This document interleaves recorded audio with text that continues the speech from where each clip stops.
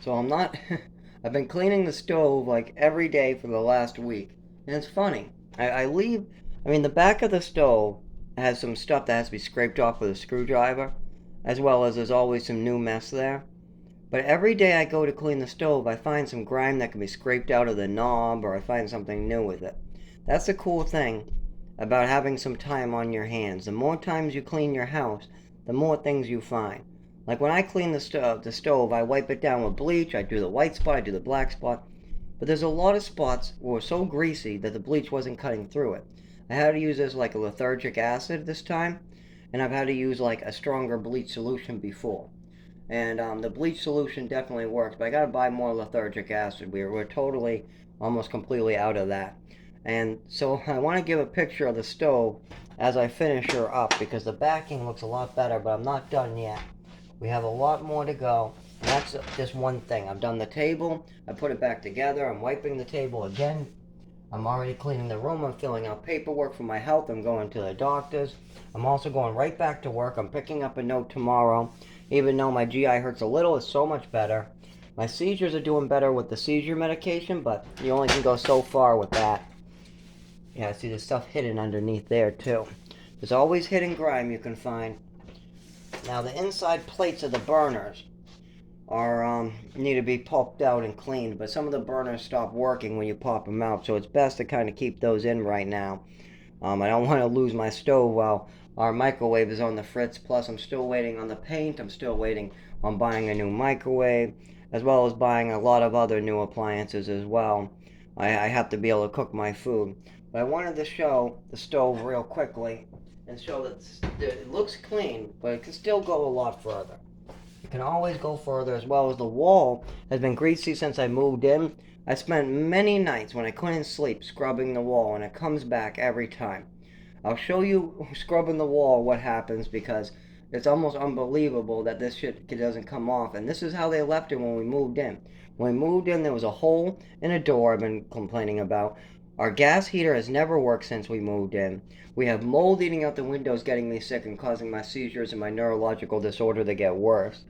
We have all this, and I've been scrubbing, trying to keep up with it, working at one job 60 hours, then I went 50 hours, now I've been doing 40 hours. When I got hurt, it dropped down a little bit, but I'm going right back to 40 or more.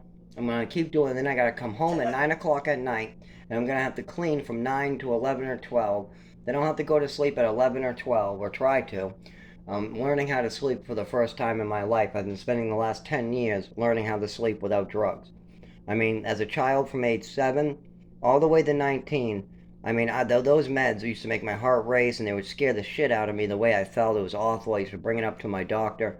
But they were really sedative. I mean, even in the morning, I was passed out, hungover. I looked like a drunk every morning at age 10, 12, 13, 14, 15, 16, 17, 18, even at high school. I mean, people figured that I was just like totally messed up on my meds or something.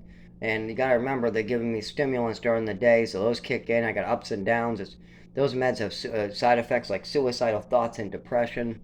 They also mess with your head, your impulse control, and as well as if you have somebody kind of messing with those meds, it can cause a lot of harm to your child. So I don't suggest doing that. But here's a picture of some of the cleaning I'm doing of the stove.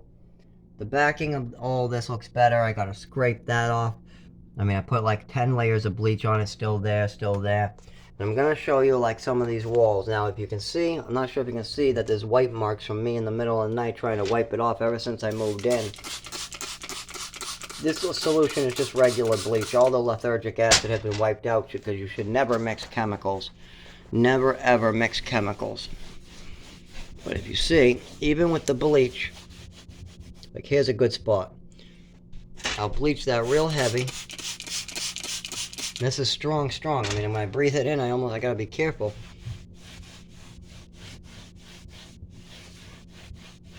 See, if you look, it's really hard to take it off. It doesn't exactly come off that easy. I've gone over this with soap, water, still there. Still there. It's extremely difficult, and it's been like this since I moved in. I keep on wiping and wiping. I mean, just look at how bad this crap is. Keep on wiping that. It doesn't come off that well. I barely get even a stain off. I scrape it. That's where I did underneath there. See how there's still, ooh, yeah. I can't see that with my naked eye, but with the phone I can see that I still gotta do some more bleaching there. But here's the thing. I've been doing this every single night on my days off. I've been going to the doctors on my days off. I don't get any days off for fun like normal people. I go to the neurologist, I go to the doctors, I have seizures on the side of the road, I spend like $500 on transportation. Normally it's closer to $400, but sometimes I have to go over. I mean, I do all this, I have seizures at the bus stop, I tear up, I shake, I'm in lots of pain, and then I spend the time doing my godly duties, my duties that my God asked me to do. Help others, help elderly, help the disabled, help people and addicts move on, help save souls, bring out the truth, bring out the honesty in people, try to pass on what people are doing and why it's wrong. I mean, I do things wrong myself, and that's why I have to look into myself constantly. You always got to look into yourself. You got to be open to talking with people and ask why, ask questions. If you don't understand something or you don't believe in something, you got to ask more questions. You got to spend more time with it. If you don't believe in God, you got to spend more time meditating, praying, and looking for God's signs. If you don't believe in your family, then you got to spend more time with your family, understanding your family. That's it. If you think that you need to understand your own self and there's something wrong with you, then you got to spend the time understanding what's wrong with yourself. That's how I know I have a neurological disorder. That's what I mean. I had many seizures before I knew they were seizures. I didn't know why I was waking up on the ground with my head hurting. I had no clue. Nobody was explaining this to me. All I knew is I had a coordination issue. I had problems talking. I had problems reading. I was being traveled all over the country. I even knew that I had a lack of education. I mean, there was a whole year where I was playing just toys, and I mean, way past first grade. I mean, this is where I was supposed to be learning some real good skills, and I wasn't. I was just playing with toys for that entire year. I knew this was wrong, so I brought it up to my mother and father. They made things worse, and they didn't ask about it ever again. And I got punished repeatedly. I mean, I would try to do the right thing. I would try to be honest. I would tell my parents maybe about something, and then they would use it against me for years. And I would just bring it up out of the blue. I would say, "Hey, I did this. I think I did this, and I think it's wrong." Or I think I haven't gone to class or learned anything, or I've been playing with toys for months now. I think this is wrong. I watched my other students fingering each other. I think this might be wrong.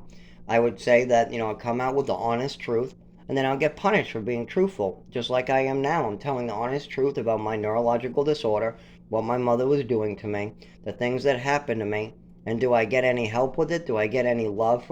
Do I get any recognition that these things are wrong? No. I get excuses. I get denial. I get to be called a liar and that I'm having fantasies. After I spent years working on this, after I spent years trying to understand what was going on. And that's hurtful. And now I spend the time helping others who might need the help that have simpler problems. These problems, like my roommate's problems with the cleaning and the eating and just trying to financially support himself, these are problems that, everybody has. And I had to learn how to clean, balance a checkbook. I had to learn how to be a good worker. I had to learn how to go the extra mile for the Lord. I had to learn how to be super religious. I had to be super honest. I mean, when I was like 14, 15, I wasn't super honest. Neither was my mother. I was learning bad traits. I wasn't super religious or super honest. No. I mean, I'll come over and just be honest a lot of the time, but it never worked out for me. And I watched my mother lie about me, and what do you do about that? I could call her bluff. I could bring up these subjects in front of witnesses and have her admit to what she was doing to me. I could, my brother was trying to speak up that something might have been going on. People were advocating for me, but that wasn't enough. No, no, absolutely not. There wasn't enough to stop the drugs. It wasn't enough to stop her psychotic behavior. It wasn't enough to stop anybody from blaming me for their actions. And it wasn't enough to straighten me out. The medications had to stop. The drugs had to stop. Not only the drugs I chose to do, but the drugs that I was on. I was on pharmaceutical drugs that were messing me up. And I had to realize that that was a big problem. Now I'm going to go back to cleaning my house, because I'm having like a little bit of a nicotine problem. Craving nicotine wicked bad right now because I'm out of patches. I've been taking nicotine patches and lozenges for a while now, and my doctor forgot to order them. She's supposed to call me back, and she didn't. So, yeah. I'm having a little bit of a nicotine fit, and while I'm using that as a coping mechanism to clean. Hey, I'm sleepless. I'm restless because I haven't had a cigarette in a while, but my nervous system's doing a little better from the seizure medication. My GI is doing better. So why don't I do the dishes, fix the table, wipe the table, do the floor 4 times, do the stove, clean the back of the stove, clean the under stove, clean the stove wall. I emptied out the fridge, threw away all the rotten food that maybe was made or wasn't made by me and needed to be thrown away. I usually try to force down food though. There are people who can't get clean water or water at all. There are really people out there who are starving, and there's even homeless people in America freezing to death. I even tried to run my own type of shelter when I was in Lent. That didn't go so well, but I met a lot of people there. There was a lot of people that I helped. There was also a lot of people taking advantage of me. That's why I pick out one person who I think I can help, and then I spend the time picking them up through the cracks, and then I move on, and I pick myself up while doing this. I do my work, and I do somebody else's work, and I lead by example, and then I watch them pick up these traits, and then I go on. And that's just how I do it. So, anyways, I gotta get back to work. Hopefully, I can wear myself out. I don't, like I said, I don't take any real sleeping meds anymore. I just take a blood pressure medication, keeps my heart rate down from the mold in the middle of the night. I wake up with awful neurological activity in the middle of the night, and it's from the mold. The mold really affects me. It's not good.